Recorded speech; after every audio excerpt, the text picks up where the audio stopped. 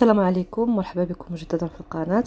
نتمنى الفيديو ديال هذا النهار والوصفه ديال هذا النهار تعجبكم، تكونوا في احسن الاحوال. نتوما متبعين الوصفه ديالي. عندي هنايا الحوت، وعندي هنايا البورو، وعندي هنا مطيشه سوريز. هادو ثلاثه ديال المكونات اللي غادي نخدموها في اللي غادي نحتاجوها في هذه الوصفه. بالنسبه للحوت، عندي هنا الحوت السلمون. تقدروا تاخذوا اي حوت عندكم اللي ما يكونش فيه مثلا الشوك او العظم، تكون غير الهبره، باش تجي الوصفه هكا ما صعيباش بزاف وما فيهاش التنقيه ديال الحوت، يعني غادي تجي عاديه.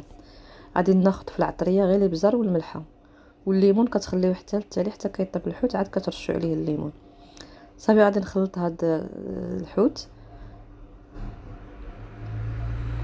مباشره، غادي ندوز نقليه.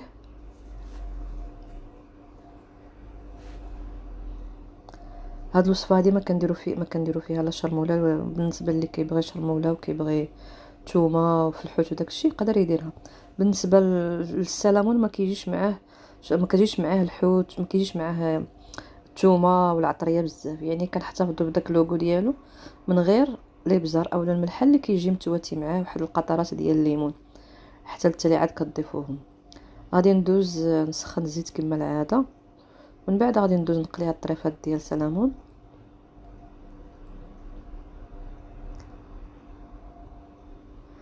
انا في الاول قليتهم، وفاش شت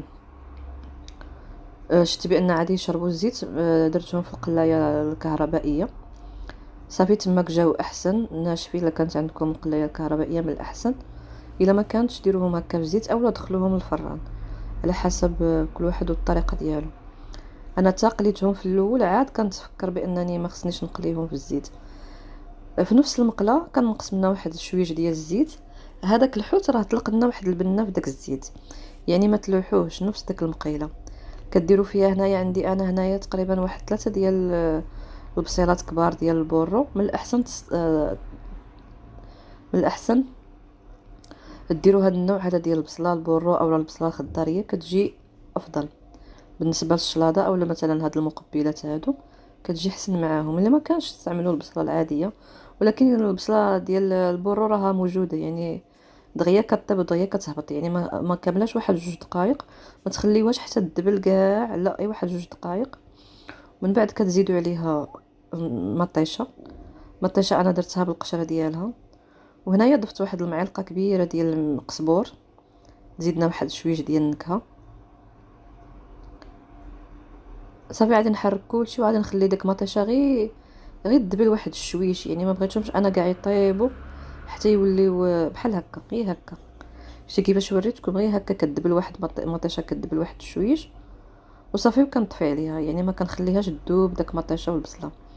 هنايا كما وريتكم، يعني النص قليته والنص درتو في القلايه الكهربائيه، جاني افضل احسن، يعني ما شربش الزيت في نفس الوقت جات مقرمش.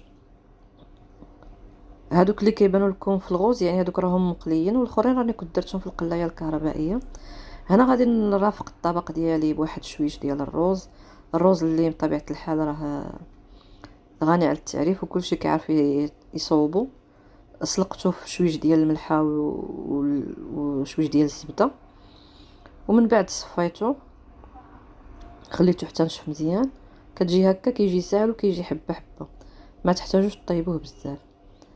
صافي غادي نقدم الطبق ديالي بهذه الطريقه هكا. لكم الاختيار كيفاش تقدموا الطبق ديالكم. انا ما كنبغيش الرز تكون عليه لاصوص، يعني خصني نحط كل واحد بالطبيصل ديالو، وعاد اللي بغى لاصوص اولا هذا كيزيدها على الرز.